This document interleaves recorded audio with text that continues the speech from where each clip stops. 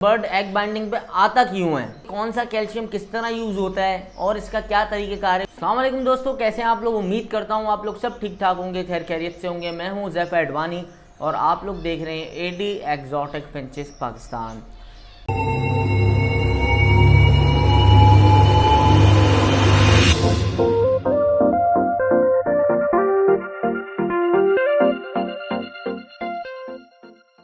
دوستو آج کا ایک بہت زیادہ کامن ایشو جو ہے ہم سب کو بریڈنگ سیزن کے اندر فیس کرنے کو ملتا ہے, چاہے آپ کسی بھی قسم کے برڈز بریڈر ہوں, فنچز رکھتے ہوں آپ, یا اس فنچز کے اندر کوئی بھی ورائٹی آپ رکھتے ہوں, جاوا, ڈو, گولڈین, بجریگر, لو برڈ یا واٹ ایور, اگر بڑے برڈز میں بھی ہو, تو اکثر آپ لوگوں نے دیکھا ہے کہ ہمیں جو ہے ایگ بائنڈنگ کا جو ہے وہ ایشو فیس کرنے کو ملتا ہے. اچھا, اب یہ جو تھوڑا سا ٹاپک ہے نا, تھوڑا سا لیندی ہونے والا ہے, ٹھیک ہے. میں آپ لوگوں کو اس کے اندر, اس ٹاپک کے اندر وہ ریزنز بتاؤں گا کہ برڈ ایگ بائنڈنگ پہ آتا کیوں ہے, ٹھیک ہے, اور اگر آ جائے تو ہم اس کو کیا ٹریٹمنٹ دیں, اور اگر آ کے گزر جائے تو ہم اس کو کیا ٹریٹمنٹ دیں. اچھا, آ کے گزرنے کے بھی دو فیزز ہوتے ہیں, ایک تو مینولی ایگ بائنڈنگ کے بعد اس کو کوئی اور ٹریٹمنٹ دینا ہے, اور جب وہ خود ہی آپ کو فیل ہو کہ یار وہ ایگ بائنڈنگ سے گزرا ہے, اس کو تھوڑا سا پرابلم ہوا ہے ایگز لے کرنے میں فیمیل کو, تو اس کے بعد کیا ٹریٹمنٹ دیں. تو ٹاپک اسٹارٹ کرنے سے پہلے میں آپ لوگوں سے ایک چھوٹی سی ریکویسٹ کروں گا, چینل کو لازمی سبسکرائب کر لیں, ٹھیک ہے, تاکہ ہر آنے والی ویڈیو جو ہے وہ آپ تک پہنچ سکے.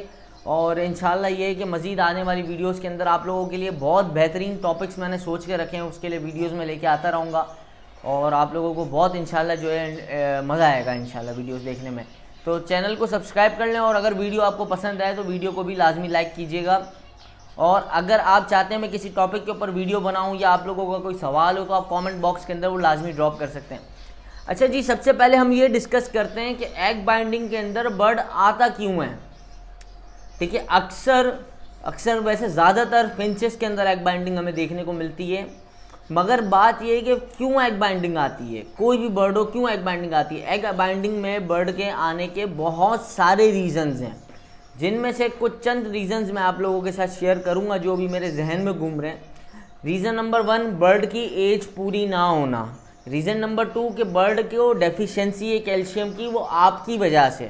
ریزن نمبر 3, برڈ کا اسٹریس میں ہونا. ریزن نمبر 4, برڈ کی باؤنڈنگ نہ ہونا. ریزن نمبر 5, برڈ کا جو ہے انوائرمنٹ کے اندر سیٹ نہ ہونا. یا ریزن نمبر 6 آپ یہ بھی دے سکتے ہیں کہ اس کا بریڈنگ باکس اس کے مطابق نہ ہونا. اب آپ لوگ سوچ رہے ہوں گے اس کے پیچھے کیا سائیکل ہے. میں اب آپ لوگوں کو سمجھاتا ہوں. سب سے پہلے برڈ کی ایج پوری نہ ہونا. اگر آپ کی فیمیل, ٹھیک ہے, اس کی ایج پوری نہیں ہے, اگر ایک برڈ ہے اس کی ایج, میچورٹی ایج ہے 10 مہینے 8 مہینے, اور آپ اس کی پیئرنگ کر رہے ہیں 6 مہینے میں, تو اس کی ایج پوری نہیں ہے, اس میں بہت زیادہ چانس ہے کہ وہ ایگ بائنڈنگ کا شکار ہو سکتا ہے برڈ, ٹھیک ہے. ریزن نمبر 2, برڈ کو کیلشیم کی ڈیفیشنسی ہونا, وہ بھی ہماری وجہ سے. کیسے؟ دیکھیں, جن کے آؤٹ ڈور میں سیٹ اپس ہوتے ہیں نا بریڈنگ کے, ان کے پاس اتنا ایشو نہیں آتا, ٹھیک ہے, مگر وہ ایشو تب نہیں آتا جب آپ پوری اس کی سورسز پوری کر رہے ہوتے ہیں کیلشیم کی. اب برڈ ہمارے انڈور میں پڑے ہوئے ہیں یا آؤٹ ڈور میں پڑے ہوئے ہیں, ہم نے ان کو فلائنگ کے اندر ڈالا ہوا ہے ریسٹنگ پیریڈ پہ. اب ہم یہ سوچ رہے ہیں برڈ ہمارا بریڈ پہ نہیں ہے, ہم نے ریسٹ پہ ڈالا ہوا ہے, اس کو کیلشیم وائٹامن کسی چیز کی ضرورت نہیں ہے. یہ آپ کی غلطی ہے. جب اس ٹائم پر آپ اپنے برڈ کی ریکوائرمنٹس کو پورا کریں گے, اس کو پراپر کیلشیم پرووائڈ کریں گے, تو وہ آپ کے بریڈنگ سائیکل کے اندر جب آئے گا تو وہ ایگ بائنڈنگ کا شکار نہیں ہوگا. ریزن نمبر 3, برڈ کا اسٹریس میں ہونا. ہم جب پیئرنگ کرتے ہیں, ٹھیک ہے, یا ہم برڈ کو کیج دیتے ہیں, برڈ اگر کسی چیز سے ڈسٹرب ہے, فیمیل اگر کسی چیز سے ڈسٹرب ہے, ٹھیک ہے, یا وہ گھبرا گئی ہے کسی چیز سے, یا آپ نے اس کی ڈیلی روٹین کے اندر کچھ چینجنگ کی ہے, تو وہ فیمیل 80% چانس ہوتا ہے اسٹریس میں آتی ہے. فزیکلی وہ آپ کو ایسا نہیں لگے گا اسٹریس میں, وہ آپ کو لگے گا بالکل ہیلدی ہے, ایکٹیو ہے, مستی میں, مگر وہ مینٹلی برڈ ہمیشہ اسٹریس میں ہوتا ہے. اکثر فیمیلز ہوتی ہیں تو وہ باکس میں آنا جانا اتنا نہیں کرتی, جس کی وجہ سے جب انڈا دینے کا ٹائم ہوتا ہے تو وہ فیمیل اسٹریس میں آتی ہیں, اور وہ انڈے جو ہے ایگ بائنڈنگ کا شکار ہو جاتا ہے برڈ. یہ ریزن جو ہے بہت کامن ہے, اور یہ والا ریزن جو ہے کیلشیم کی ڈیفیشنسی والا, یہ بہت کامن ہے. یہ ہر جگہ جو ایگ بائنڈنگ ہوتی ہے وہ کیلشیم کی ڈیفیشنسی کی وجہ سے ہی ہوتی ہے، مگر زیادہ تر اور کم از کم جو چانس ہے نا وہ اسٹریس کا ہے۔ تیسرا یہ ہے کہ پیئر کی باؤنڈنگ نہ ہونا۔ میری نظر کے اندر سب سے زیادہ ایگ بائنڈنگ کا جو ایشو آتا ہے نا وہ تب آتا ہے جب پیئر ہمارا باؤنڈڈ نہیں ہوتا۔ آپ یہ لکھ لیں، آپ کے پاس جب بھی فیمیل ایگ بائنڈنگ پر آئے گی، اکثر، ہمیشہ نہیں، اکثر جب بھی فیمیل ایگ بائنڈنگ پر آئے گی اس کا پیئر صحیح باؤنڈڈ نہیں ہوگا، اس کے انڈے انفرٹائل آئیں گے۔ ہوتا کچھ اس طرح سے کہ ہمارے برڈ کا کیلشیم لیول بھی پرفیکٹ ہے، ہمارے برڈ اسٹریس میں بھی نہیں ہے، ساری چیزیں پرفیکٹ ہیں، مگر پھر بھی ہماری فیمیل ایگ بائنڈنگ پہ آ رہی ہے۔ اس کا ریزن یہ ہوتا ہے کہ جب ہم پیئرنگ کرتے ہیں تو اکثر ایسا ہوتا ہے کہ فیمیل جو ہے وہ میل کے مقابلے ڈومیننٹ ہوتی ہے، وہ ایگریسو ہوتی ہے، میل تھوڑا اس کے مقابلے تھوڑا ڈھیلا ہوتا ہے، ٹھیک ہے۔ ہمیں ہمیشہ ایسا چاہیے کہ میل زیادہ تھوڑا سا اسٹرانگ ہو فیمیل کی نسبت، تو ہمارے پاس فرٹیلیٹی کا ریشو زیادہ آتا ہے، ٹھیک ہے۔ تو ہوتا یہ کہ ہمارا جو میل ہے نا وہ پرفیکٹلی باؤنڈڈ نہیں ہوتا فیمیل کے ساتھ، پیئرنگ نہیں کرتا، ٹھیک ہے، ایکسیپٹ نہیں کرتے وہ دونوں ایک دوسرے کو، جس کی وجہ سے فیمیل ہیٹ پر آ کے آپ کے اوور وائٹامنس دینے کی وجہ سے وہ انڈے لے کرنے کی صورت پہ آ جاتی ہے، یا وہ مینٹلی ریڈی ہوتی ہے ایگز لے کرنے کے لیے تو وہ انڈے اتارنے کی صورت میں آ جاتی ہے۔ اور بات یہ ہوتی ہے کہ میل کے ساتھ اس کا کراس میٹ نہیں ہوا ہوتا، پیئر باؤنڈڈ نہیں ہوتا، فیمیل انفرٹائل ایگز دے رہی ہوتی ہے، اس کے اندر بہت زیادہ فیمیل جو ہیں ایگ بائنڈنگ کا شکار ہوتی ہیں۔ کیوں؟ کیونکہ بات وہیں گھوم کے آتی ہے فیمیل اسٹریس میں۔ اب بات یہ کرتے ہیں کہ ساری چیزیں مکمل پوری ہیں، ہمارا برڈ باؤنڈڈ بھی ہے، ہمارا پیئر سیٹ بھی ہے، فرٹائل انڈے بھی دے رہا ہے، سب کچھ ٹھیک ہے، اسٹریس میں بھی نہیں ہے، ہم کیا ایسی چیزیں دیں جس سے ہمارے برڈ کو ایگ بائنڈنگ کی پرابلم نہ ہو؟ دیکھیں، ایگ بائنڈنگ کی پرابلم میں کیلشیم کے ساتھ ساتھ D3 کے ساتھ ساتھ آئل، یہ تین چیزیں جو ہیں مین رول پلے کرتی ہیں ایک برڈ کی بریڈنگ پرفارمنس کے اندر، اور خاص طور پہ ایگ لیئنگ کرنے کے ٹائم پر۔ کلیئرلی ساری چیزیں آپ لوگوں کو سمجھاتا ہوں تاکہ جو بھی سن رہا ہے، دیکھ رہا ہے، ٹائم لگا رہا ہے اپنا، اس کو ساری چیزیں سمجھ آ جائیں، ٹھیک ہے۔ تو اچھا، میں نے بہت سارے لوگوں کی ویڈیوز دیکھی ہیں یوٹیوب کے اوپر، ٹھیک ہے، وہ کوئی کہہ رہا ہے وہ کیپسول ڈال کے تیل والا وہ پلا دو، وہ پانی کے اندر تیل ملا کے پلا دو، کوئی کچھ کہہ رہا ہے، کوئی کچھ کہہ رہا ہے۔ میں نے خیر کبھی ایسی چیزیں استعمال نہیں کی، اور نہ میں مشورہ دوں گا کسی کو ایسی چیزیں استعمال کرنے کو۔ کچھ لوگ کرتے ہیں، وہ کرتے ہوں گے، مگر میرے سمجھ نہیں آتی۔ تو جو چیزیں ایتھینٹک ہوں، جو آپ لوگوں کے یہاں پر جو ہے سمجھ آئیں، اسی کو استعمال کریں، کیونکہ برڈ آپ کا ہے، سمجھ رہے ہیں، برڈ آپ کا ہے، نہ میرا ہے نہ کسی اور کا ہے، ہم خالی گائیڈ کرتے ہیں۔ اچھا، واٹ ایور، سب سے پہلے ہم نے برڈ کی باڈی کے اندر آئل پرووائڈ کرنا ہے۔ اس کے بھی آئل پرووائڈ کرنے کے بہت سارے طریقے کار ہیں۔ کچھ لوگ جو ہیں وہ دانے کے اندر اولیو آئل یوز کرتے ہیں، کوئی اپنا سافٹ فوڈ کے اندر یوز کرتے ہیں، بہت ساری کمپنیوں کے آئلز آتے ہیں، وہ لوگ اپنے سیڈ مکس کے اندر اور سافٹ فوڈس کے اندر یوز کرتے ہیں، صحیح ہے، وہ بھی ہیلدی ہے، اچھا ہے، وہ آپ یوز کر سکتے ہیں۔ آئل میں اگر اپنی بات کروں تو میں بہت ریئرلی آئل جو ہے سافٹ فوڈ کے اندر یوز کرتا ہوں بہت ریئرلی، یا دانے کے اندر۔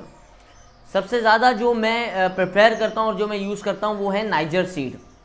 اکثر آپ نے بریڈرز کو دیکھا ہوگا یہ نائجر سیڈ یوز کرتے ہوئے، مجھے تقریباً یہ دانے کے اندر یوز کرتے ہوئے 2 سال ہو گئے ہیں، اور سافٹ فوڈ میں تو میں کافی عرصے سے اس کو یوز کرتا ہوا آ رہا ہوں، اب میں نے اس کو دانے میں یوز کرنا شروع کر دیا ہے۔ نائجر سیڈ جو ہے وہ فل آف آئل سیڈ ہے، ٹھیک ہے۔ آپ ایک دانہ نائجر سیڈ کا لیں اور اس کو چمچ سے توڑیں سرفیس پہ رکھ کے، آپ دیکھیں گے جتنا دانہ ہے نا اتنا تیل ہے اس کے اندر، فل آف آئل سیڈ ہے۔ 10 کلو دانے کے اندر آدھا کلو نائجر سیڈ، ٹھیک ہے، یا 15 کلو دانے کے اندر آدھا کلو نائجر سیڈ انف ہے، میرا یہ ریشو ہے۔ ہر برڈ کو نائجر سیڈ پہنچ جاتا ہے، وہ ہر برڈ ڈیلی جو ہے 4-5 دانے 10 دانے کھا لیتا ہے۔ اس میں جو فیمیلز ہیں ان کو آئل کی کمی نہیں ہوتی، برڈز کے اندر آپ کے شارپنیس رہے گی، فیدرز میں شارپنیس رہے گی، نیلز میں، ٹوز ان کے جو ہیں، ان کی بیگز جو ہیں، فیدر ہیں، جو بھی ہیں سب شائن رہیں گے، نیٹ اینڈ کلین رہیں گے۔ اس کے علاوہ برڈ کی باڈی کے اندر جب ظاہر آئل جائے گا تو فیمیل کو اس میں ہیلپ ہوتی ہے، اس کی باڈی کے اندر جب آئل پوری طریقے سے برابر ہوتا ہے تو ایگ لے کرنے میں بہت زیادہ ہیلپ ہوتی ہے۔ نائجر سیڈ بھی آپ کو کیج لائف کیئر سے مل جائے گا، آپ آن لائن آرڈر بھی پلیس کر سکتے ہیں www.cagelifecare.com، ادروائز میں آپ کو نمبر اسکرین پہ دے دوں گا کیج لائف کیئر کا، وہاں پر بھی آرڈر کر سکتے ہیں۔ اب بات آ گئی سیڈ مکس کی اور ڈیلی جو ہے ان کی ڈائٹ کی۔ اب اس کے بعد ہم بات کرتے ہیں برڈ کے سپلیمنٹ کی۔ دیکھیں، جب ہم برڈ سے اوور بریڈنگ لیتے ہیں، جب ہم برڈ سے اوور کلچز لیتے ہیں، کم ایج میں بریڈ پہ لگاتے ہیں، تو برڈ کی لوگ مجھے کہتے ہیں میں وہ انڈے کا چھلکا کھلاتا ہوں، میں کٹل بون کھلاتا ہوں، कटल बोन पाउडर खिलाता हूँ, मोरिंगा खिलाता हूँ, इन सब में कैल्शियम है, मैं अपने बर्ड का कैल्शियम पूरा कर रहा हूँ। बट नहीं, आप अपने बर्ड का कैल्शियम पूरा नहीं कर रहे। ऐसे तो मेरे हर केज, बर्ड के केज के अंदर कटल बोन लगा हुआ है, मैं हर बर्ड को हर आए दिन एग शेल ऐसे ही दे देता हूँ या सॉफ्ट फूड के अंदर डाल के दे देता हूँ। तो इससे मेरे बर्ड का जो है वो कैल्शियम लेवल पूरा नहीं हो रहा, वो एक मेंटेनेंस के लिए ठीक है। मगर जहाँ बात आती है ओवर ब्रीडिंग की, ओवर क्लेचेस की, और ऑब्वियसली जब हम बर्ड की म्यूटेशंस की तरफ जाते हैं तो म्यूटेशंस वीक होती हैं। वाइल्ड बर्ड की बात अलग होती है, म्यूटेशंस की बात अलग होती है। तो उन सब के लिए हमें यूज़ करने पड़ते हैं कैल्शियम सप्लीमेंट्स के तौर पे। अभी आप लोग मेरे सामने देख रहे हैं अलग अलग कंपनी के मैंने अपनी टेबल के ऊपर कैल्शियम्स रखे हुए हैं, ठीक है, अलग अलग कंट्री, अलग अलग कंपनीज़ के, और सब के अलग अलग डोजेज हैं। अभी मैं आप लोगों को 1 बाय 1 बताता हूँ कि कौन सा कैल्शियम किस तरह यूज़ होता है और इसका क्या तरीक़ेकार है। वीडियो के एंड में हम ये डिस्कस करेंगे कि अगर हमारा बर्ड एग बाइंडिंग पे आ जाए तो उसका क्या हल है, या मे बी पॉसिबल इसका दूसरा पार्ट होगा। तो अभी जो हम डिस्कस करेंगे कि कैल्शियम बर्ड को कब कब और क्यों और कौन सा और कैसे देना है। सबसे पहले हम ये बात करते हैं कि अगर आपके पास आउटडोर में बर्ड्स लगे हुए हैं, कि आपके बर्ड आउटडोर में, आपका मास्टर केज है, आपके बर्ड्स के ऊपर डेली धूप आती है, आपका बर्ड सन बाथ लेता है, तो आपको ज़रूरत है कैल्सिलेक्स और नेक्टॉन कैल्शियम की। ये कुछ कैल्शियम्स हैं, इसके अलावा बहुत सारे कैल्शियम्स मार्केट में अवेलेबल हैं। आज से 3 साल पहले भी मैंने कैल्शियम के ऊपर वीडियो बनाई थी कि कौन कौन से कैल्शियम बेस्ट हैं। तो मैं मुख्तलिफ कैल्शियम्स के ऊपर वीडियोस आप लोगों के आता रहूँगा।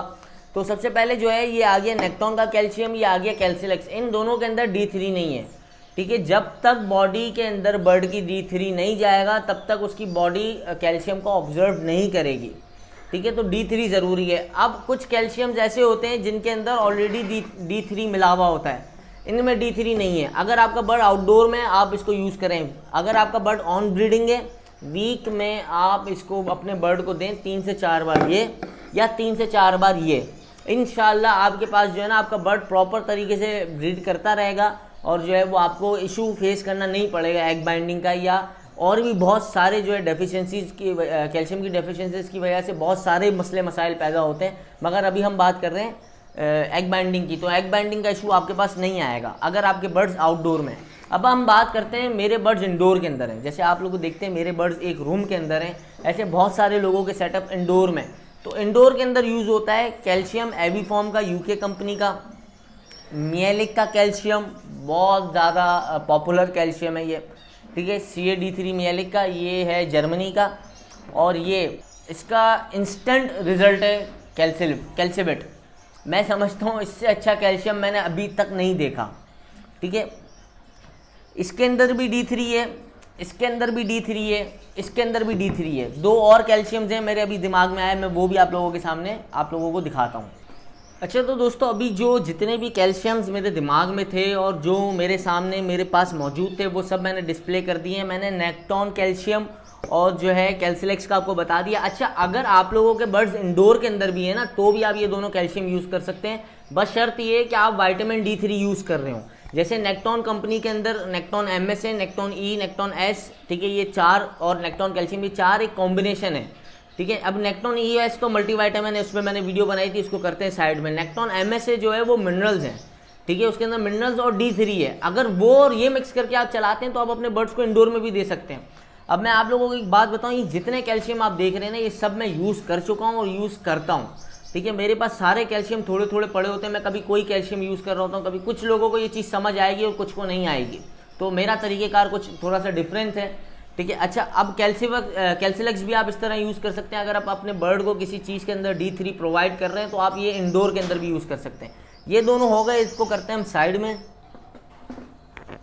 इसके बाद कैल्शियम हमारे पास आते हैं ये 3। अब ये 2 कैल्शियम एक कंपनी के हैं और ये 2 कैल्शियम एक कंपनी के हैं और ये एक अलग कंपनी का है। अब अगर हम बात करते हैं सबसे सस्ता कैल्शियम, तो